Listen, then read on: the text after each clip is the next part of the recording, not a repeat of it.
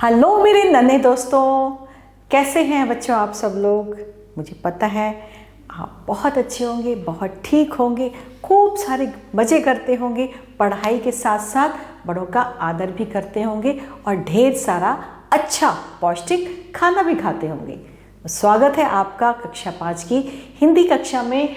और आज हम करने जा रहे हैं एकलव्य हिंदी पाठ्य पुस्तक बाय एडोराइज इंडिया से पाठ 15 और पाठ का नाम है किताब वाला।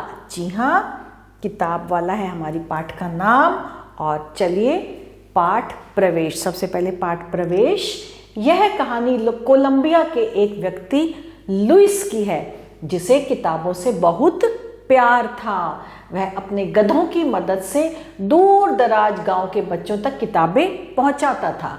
रास्ते में उसे कई मुश्किलें आती हैं लेकिन वह हार नहीं मानता। यह कहानी हमें किताबों का महत्व और ज्ञान बांटने की खुशी सिखाती है। क्या? ये पाठ, ये कहानी। तो चलिए पाठ प्रारंभ करते हैं, कहानी शुरू करते हैं। कोलंबिया के घने जंगलों में एक आदमी रहता था जिसे किताबों से बहुत प्यार था। उसका नाम था लुइस। जैसे ही एक किताब खत्म होती वह झट से दूसरी किताब ले आता। जल्दी उसका पूरा घर किताबों से भर गया। उसकी पत्नी डायना उस पर बहुत गुस्सा होती। हम इतनी किताबों का भला क्या करेंगे, क्या उन्हें भात के संग खाएंगे? लुइस देर तक सोचता रहा। क्यों ना इन किताबों को पहाड़ियों के उस पार उन लोगों तक ले जाऊं जिनके पास किताबें नहीं हैं। मैं एक गधे पर किताबें ला दूंगा और दूसरे पर खुद सवार हो जाऊंगा। इसके बाद लुइस ने जरा भी देर करना मुनासिब नहीं समझा और उसने क्या किया, 2 हट्टे कट्टे गधे खरीदे। उनका नाम दिया, क्या नाम दिया उनको? अल्फा और बीटा। दोनों गधों का नाम, एक का नाम अल्फा रख दिया और दूसरे का बीटा। उनकी पीठ पर किताबें रखने के लिए एक क्रेट बनाई और उस पर तख्ती लगाई, गधे पर किताब घर। अब हर हफ्ते लुइस, अल्फा और बीटा दूर दराज पहाड़ों पर स्थित बियाबान गांव का दौरा करते। एक बार वे इल्टोरमेंटो नाम के गांव में गए। कौन से नाम के गांव में? इल्टोरमेंटो नाम के एक गांव में गए। जब सूरज बहुत तपता तब लुइस और दोनों गधे किसी नाले के पास बैठकर सुस्ताने लगते। वे ठंडा पानी पीते। एक दिन पानी पीने के बाद बीटा ने आगे चलने से एकदम इनकार कर दिया। लुइस ने बार बार उसकी लगाम खींची पर वह अपनी जगह से टस से मस ना हुआ। लुइस ने उससे मिन्नतें की और कहा, देखो बच्चे हमारा इंतजार कर रहे होंगे। तब कहीं जाकर बीटा ने नाला पार किया। वे पहाड़ी तक पहुंचे तब तक रास्ता एकदम सुनसान हो गया था। वहां केवल चिड़ियों की चहचहाट सुनाई दे रही थी। अचानक घुप अंधेरे में से एक डाकू आ धमका। हमें जाने दो, बच्चे हमारा इंतजार कर रहे होंगे। लुइस ने प्रार्थना की और किताबें देखकर डाकू का पारा चढ़ गया। उसने एक किताब रख ली और फिर गुर्रा कर कहा, याद रखो अगली बार मुझे चांदी चाहिए। इस तरह चलता फिरता किताब घर आगे बढ़ गया। पहाड़ियां पार की, कुछ देर में नीचे घर दिखाई देने लगे। इल्टोरमेंटो के बच्चे लुइस से मिलने के लिए दौड़ पड़े। किताबें चुनने से पहले लुइस बोला, आज मैं तुम्हारे लिए एक अनूठा उपहार लाया हूँ। किताबों के ढेर के पीछे से उसने मुखौटों का एक बंडल निकाला। मुखौटे छोटे जानवरों के थे। तुम अपने अपने मुखौटे पहनो, फिर मैं तुम्हें जानवरों की कहानी सुनाऊंगा। कहानी खत्म होने के बाद बच्चों ने अपनी अपनी पसंद की एक एक किताब चुनी और लुइस से विदा लेते हुए चल दिए। किताबों को अपने अपने कलेजे से चिपकाए। लुइस, अल्फा और बीटा भी पहाड़ियां लांघते हुए घर की ओर चल दिए। रास्ते में आने वाले तमाम जंगल और नाले पार करते हुए घर पहुंचकर लुइस ने अपने भूखे गधे को चारा दिया और डायना ने अपने भूखे पति को भोजन। रात को जल्दी सोने की बजाय लुइस ने एक किताब उठाई और उसे देर रात तक पढ़ता रहा। क्यों? क्योंकि उसकी पढ़ने की आदत थी। कहीं दूर एक पहाड़ी पर भी रात बहुत देर तक मोमबत्तियां और लालटेनें जलती रही। तो ये था हमारा आज का पाठ। और अब है कठिन शब्द। बियाबान, तपता, टस से मस, मिन्नतें, सुनसान, गुर्राकर, मुखौटा, चहचहाट, कलेजा और तख्ती।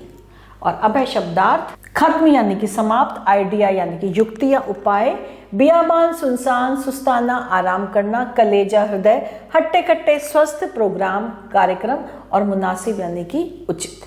और अभय क्या पढ़ा?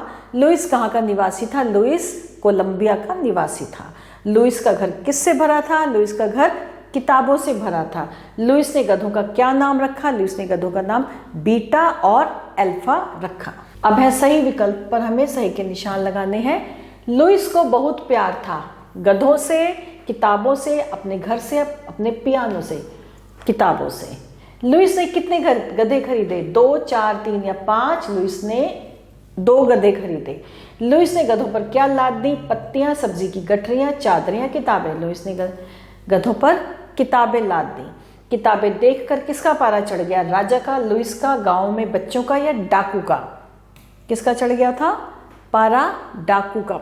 और अब है रिक्त स्थानों की पूर्ति। लुइस ने जरा भी देर करना ना समझा। मुनासिब ना समझा। अचानक घुप अंधेरे में से एक सामने आ धमका। कौन? डाकू। इल्टोरमेंट के बच्चे से मिलने के लिए दौड़ पड़े। किससे? लुइस से मिलने के लिए दौड़। किताबों के ढेर के पीछे उसने का एक बंडल, किसका? मुखौटों का। मुखौटों का एक बंडल निकाला। और अब है सही और गलत के निशान। लुइस को किताबों से बहुत प्यार था, बिल्कुल सही। डाकू ने लुइस से सारी किताबें छीन ली। नहीं, बिल्कुल नहीं छीनी थी, गलत है। लुइस बच्चों के लिए उपहार में मुखौटे लाया था, सही है। बच्चों ने लुइस से किताबें नहीं ली, गलत। बच्चे तो किताबें देखकर खुश हो गए थे। अब है सही, जोड़े बनाओ। लुइस किताबों से प्यार, लुइस को किताबों से प्यार था। अल्फा बीटा हट्टे कट्टे गधे, रास्ता सुनसान, और इल्टोरमेंटो गांव, जहां पे लुइस जाता था बच्चों को किताबें देने के लिए। और अब है प्रश्नों के उत्तर। लुइस कौन था और उसे किससे प्यार था? लुइस कोलंबिया में रहने वाला एक इंसान था और उसे किताबों से बहुत अधिक प्यार था। लुइस ने किताबों का क्या किया? लुइस ने किताबों को 2 हट्टे कट्टे गधे खरीदे, अल्फा और बीटा नाम दिया। फिर उसने एक लकड़ी का जो था एक क्रेट बनाई, उस पर किताबें रखी और एक जो था तख्ती लगा दी किताबों का, गधों का किताब घर करके उसने ऐसे किताबों को जो इल्टोरमेंट के बच्चों के पास लेके जाता था और उनको किताबें देता था। तो उसने किताबों का लाइब्रेरी बना दी थी, किताबों गधे का किताब घर, और बच्चों को किताबें देने के लिए जाता था। डाकू का पारा क्यों चढ़ गया? किताबें देखकर डाकू का पारा चढ़ गया, क्योंकि उसने तो सोचा था पता नहीं क्या खजाना होगा। तो जब उसने देखा किताबें हैं तो किताबें देखकर डाकू का पारा चढ़ गया। बच्चों ने किताबों का क्या किया? बच्चों ने किताबों अपने अपनी पसंद की किताबें ली और उन्हें कलेजे से लगा लिया, खुशी खुशी कलेजे से लगा लिया। तो ये था हमारा आज का पाठ, और इसके साथ आज का पाठ यहीं समाप्त होता है। नए पाठ के साथ बहुत जल्दी आते हैं आपके पास। तब तक के लिए आभार।